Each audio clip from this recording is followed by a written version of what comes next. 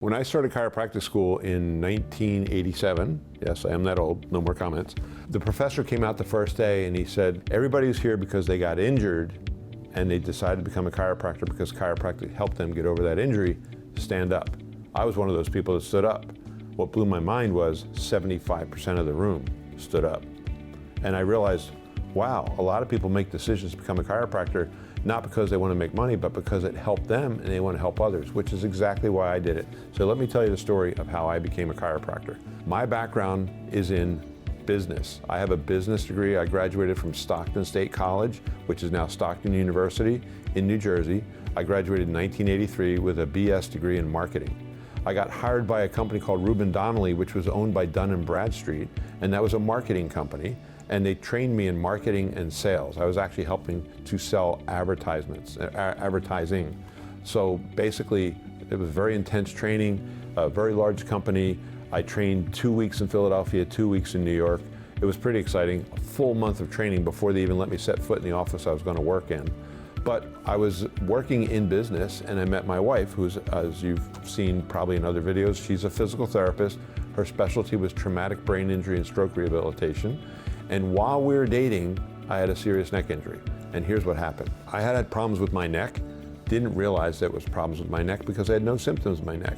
The problems I was experiencing was numbness and tingling in this hand and headaches.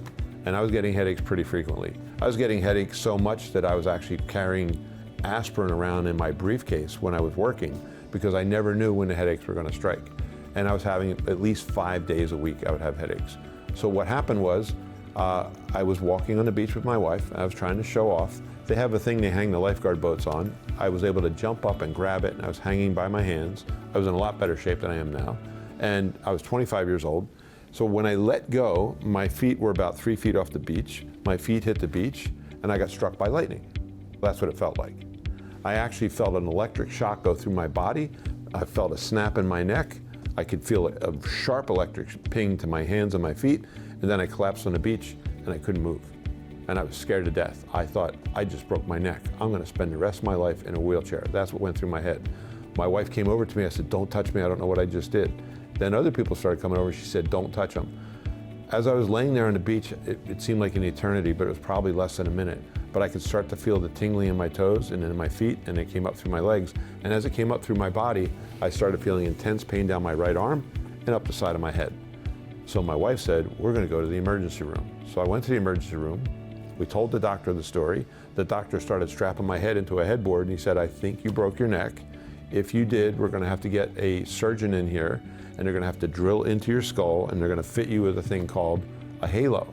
That's where they strapped, and this happened to 2 of my friends. I have 2 friends that broke their necks and had to wear this halo for 6 months where you couldn't turn your head because you were trying to heal a broken vertebrae. My world was spinning.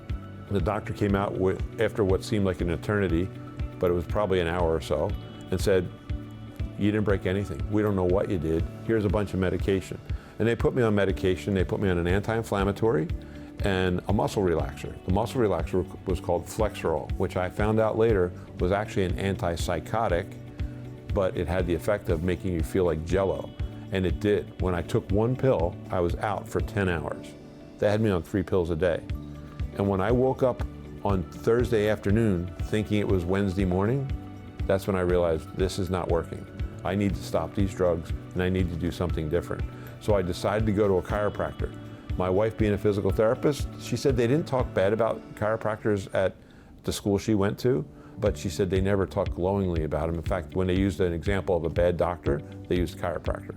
So she was a little bit alarmed that I was going to go to a chiropractor who might break my neck in trying to fix it. So she went with me to protect me.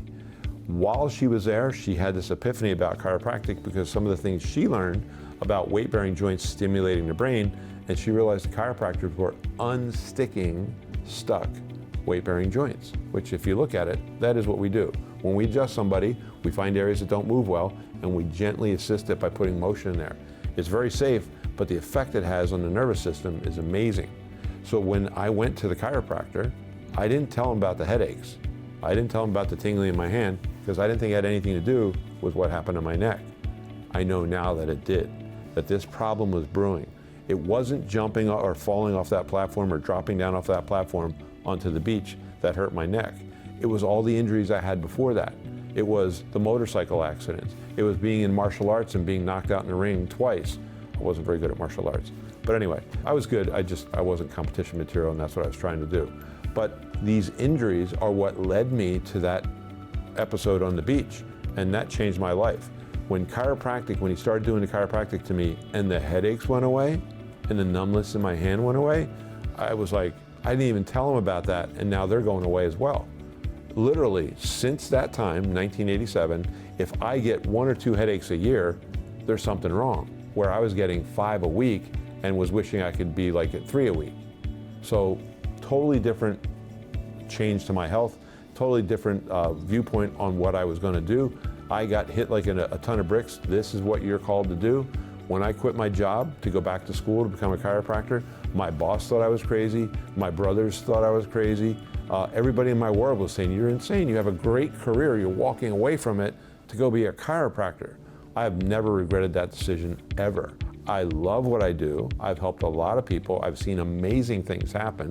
And basically, I wouldn't trade it for the world. So I'm so glad that I am a chiropractor. I love being a chiropractor, and I'm glad that you're a chiropractor as well if you're listening to this. If you're not, you should go to one at least.